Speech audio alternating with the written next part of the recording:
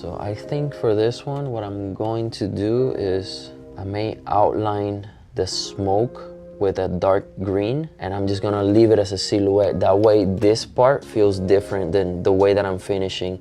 It's always a good idea to finish every corner of the tattoo in a different manner. That way it doesn't look like it's repetitive. Usually when you do repetition, it doesn't look very good compositionally. So I think I can use the smoke in this case to sort of frame the image, and it's gonna be different from everything else that I've done so far. So I think that's gonna be the game plan for this. So I think that's where I'm gonna start. I think it would be good to do it with, I'm gonna use a very dark green, which is what I'm using already on the background. And I'm gonna start with my green.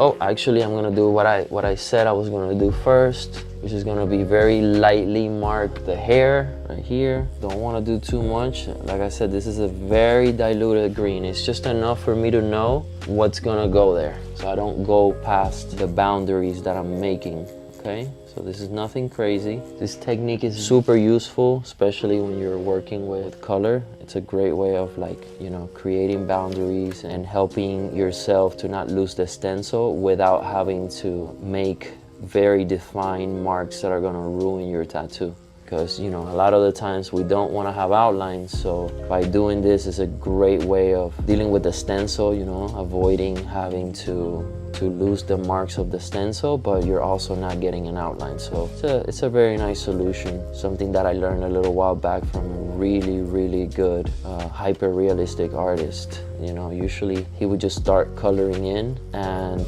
when, you know, the session was getting close to an end, he would mark everything out like that.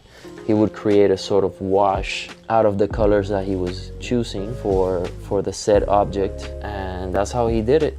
That's how he did it, and it worked out beautifully for him. So I figured, hey, if it works good for him, it's good enough for me.